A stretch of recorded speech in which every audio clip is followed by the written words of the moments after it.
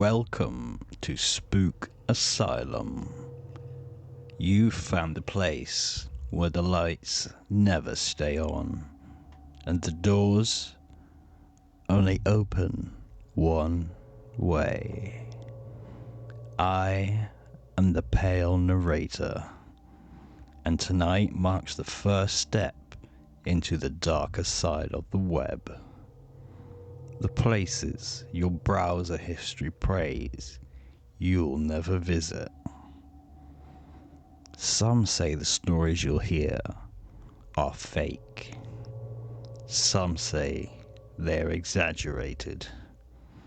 But others swear they happened exactly as told. That's for you to decide. Just remember, every story starts somewhere, and if you're watching this, yours starts here. Tonight, I have 3 true deep web horror stories. 3 reasons why curiosity might just be the most dangerous thing you own. So, get comfortable, turn down the lights, and make sure no one's watching you through the screen. Story number 1. They watched us through the screen. They say the deep web is just a myth. Twisted campfire story for the tech obsessed. But I'm here to tell you, some myths are real, and some doors, once opened, never fully close. It started like a dare neither of us said out loud. Me and my friend Sam sprawled out in his basement at 2 a.m, the hum of his old gaming PC filling the room. We'd been digging through forums, bouncing between VPNs, swapping Tor links like baseball cards. We weren't hackers, we weren't criminals, just 2 high school kids who thought proxies and firewalls made us untouchable. Then we found it. A directory page that looked wrong. Dozens of rooms listed, most locked, except one. The watching room. We clicked. Nothing but a black screen. No chat, no video, no sound. We stayed anyway, laughing, waiting. Until the screen blinked. Both of our webcams came on at the same time. No warning, no green light. Sam's eyes widened. On his screen, he saw me, sitting there, staring. On mine, I saw him. Same blank face, same posture. Except, neither of us were moving.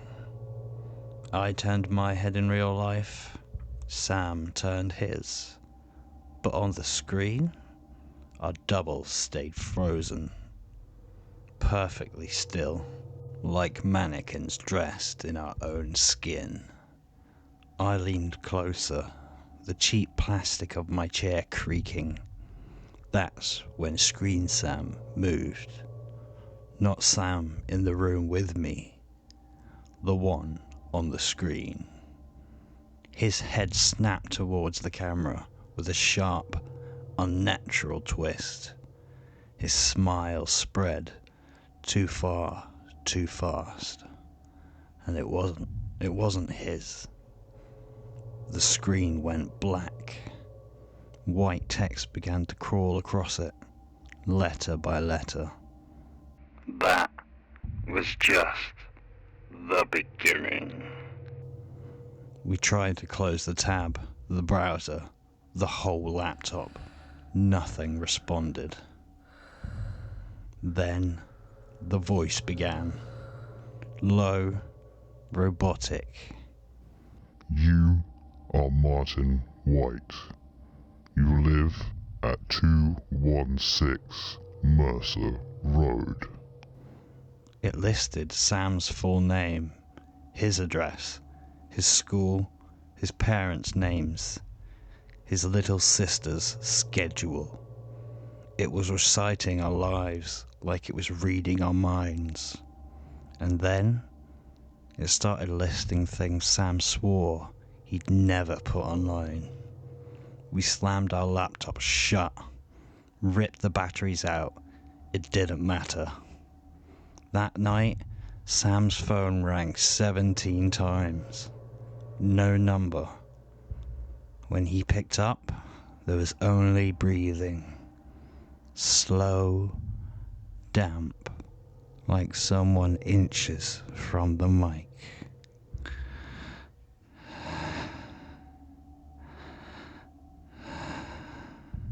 At 3:17 a.m., I got an email. No subject line, just a single attachment. A still image from the watching room.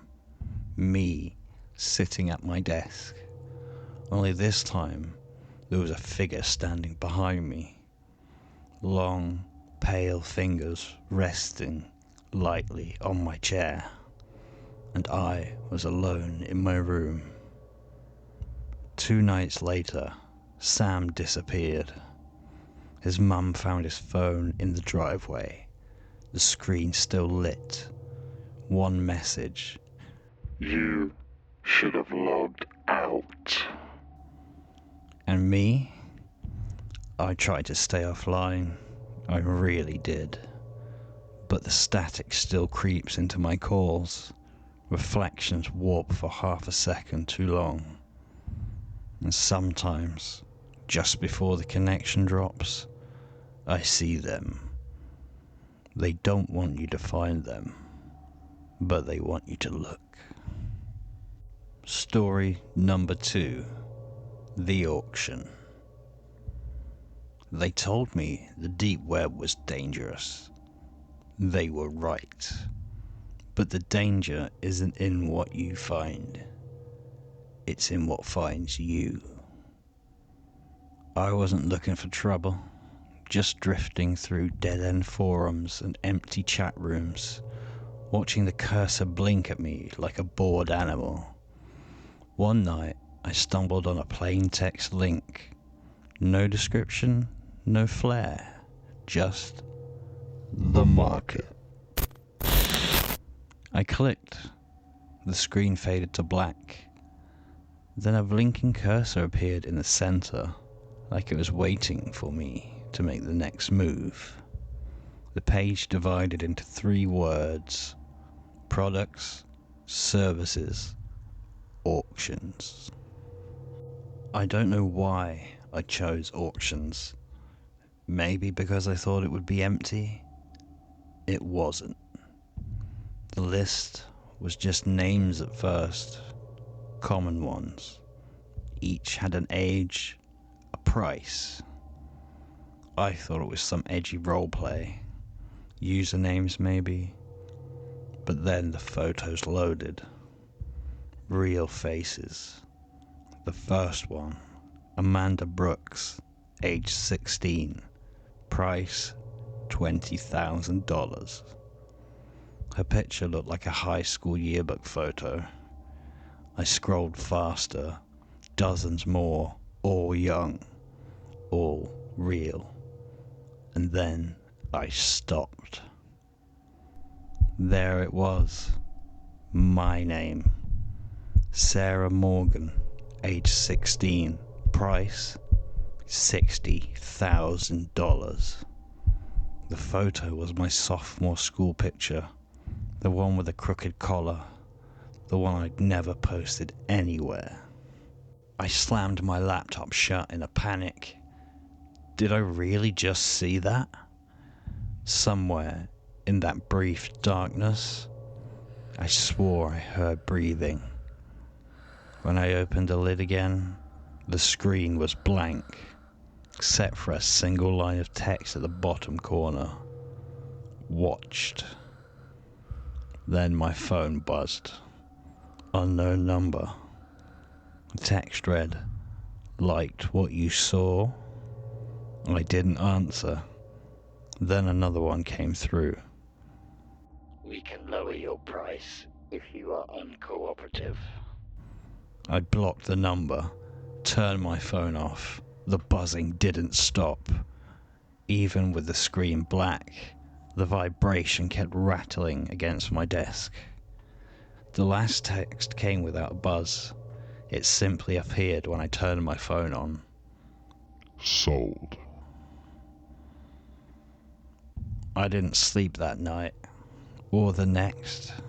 By the third, my eyelids felt like sandpaper. That's when I heard the footsteps. Slow, measured, outside my window. A shadow crossed the blinds. Too tall to be anyone in my family. I stayed perfectly still. The sound stopped. And then the faintest creak from inside the house.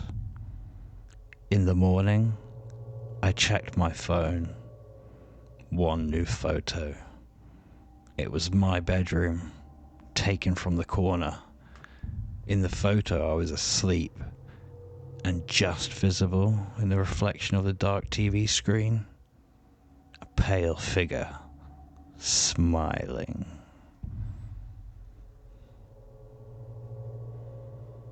Story number 3. The Call from the Black Screen.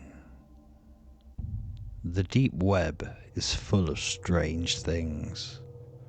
Most are just scams. Most are harmless. Until you answer them. And some already know your name before you even click. It started with a link sent by a friend from an old forum, the kind where usernames outlive the people behind them. He said it was something I had to see. I expected a meme, maybe a creepypasta. Instead, it was just a black screen. No title, no controls, just endless, dark. For a second, I thought I heard something under the silence. A faint electrical hiss. The same sound you hear when a microphone is live, even when no one's speaking. Then, my webcam light flickered. A shape shifted in the black. Not quite a face, but the suggestion of one. I was about to close the tab when I heard him. The voice was deep, deliberate, and close, like it was speaking directly into my ear. Unfortunately for you, you do not have a choice. It wasn't coming from my speakers. It was in my headset, in the microphone. A pale hand appeared in the darkness on the screen, holding a knife. Name any body part. He said. I didn't speak. Slowly, the figure leaned toward the camera. When the light caught the curve of their mouth, I saw it. That same too-wide grin I'd seen before, in screenshots, still images, reflections that didn't belong to me. The feed changed. Now it was showing my street, filmed from somewhere across the road. The camera panned slowly, as if it already knew exactly which house was mine. The voice whispered my full name, my address, and even the color of the shirt I was wearing right then. The street cam feed glitched for a second. When the image cleared, I swore I saw movement in the bottom corner. A pale figure, watching. I slammed my laptop shut. I thought it was over. Then my phone rang. No caller ID, and when I answered, I heard the same low breathing, wet, deliberate. Another call came in, then another. By midnight, there were 17 missed calls. Each voicemail was the same. The voice, calm and certain. Name any body part. On the last one, there was something new. Faint static and a whisper layered underneath. I couldn't make it out at first, but then I played it back again. Slowing the audio, it said, We already have your eyes. I moved cities, changed my number, destroyed that laptop. Months passed. Yesterday, the call started again. Different number, same voice. You never chose. It said.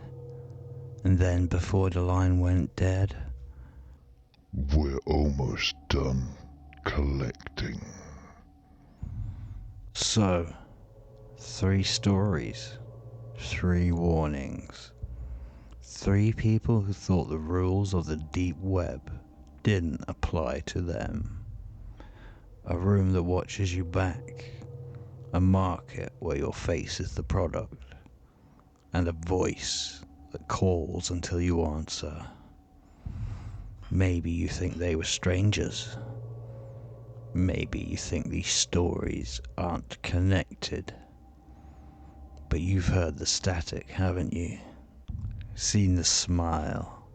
Felt the presence in the corner of your vision, just for a second. That's how it starts. Not with a click. Not with a choice. But with someone, somewhere, deciding it's your turn. And now, the watching has already begun.